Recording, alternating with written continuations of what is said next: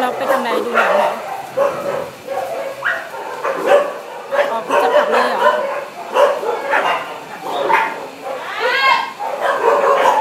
ป่าไม่ชอบเกี่ยวกับจะอะไร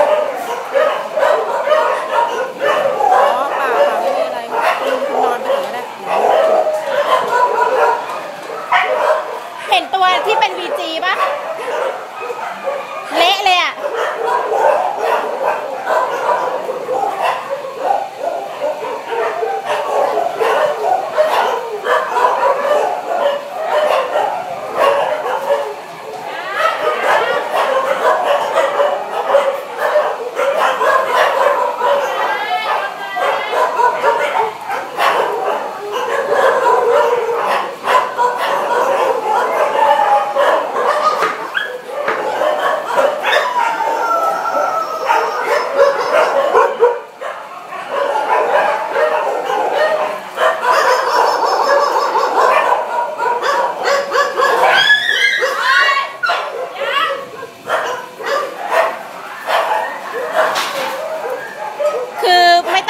เลยเพราะว่าหมดทุกเม็ด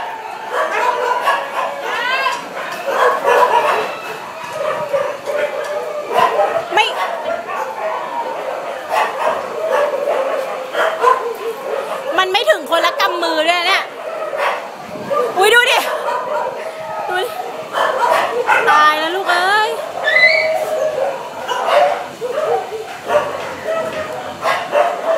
อาหารเม็ดเข้าไปอยู่ใต้กรงของอีกตัวหนึ่งด้วยความพยายาม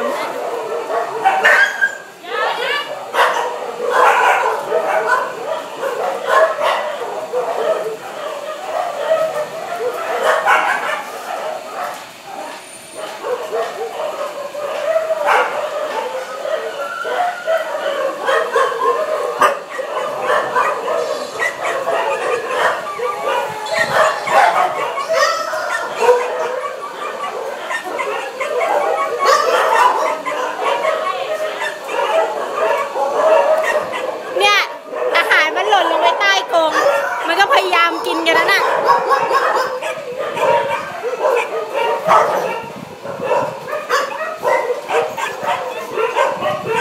ดูดิดูความพยายามของมันดิ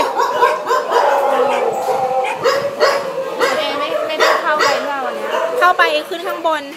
เขาไม่ให้เข้าตรงนี้เพราะว่ามันจับยากเขาไม่มีเวลาก็เลยขึ้นไปข้างบนขึ้นจากข้างบนแล้วก็ลงมาข้างล่างนั่นอย่างที่จะทำก็คือการทำแล้วนั่นน่ะเหลือวาง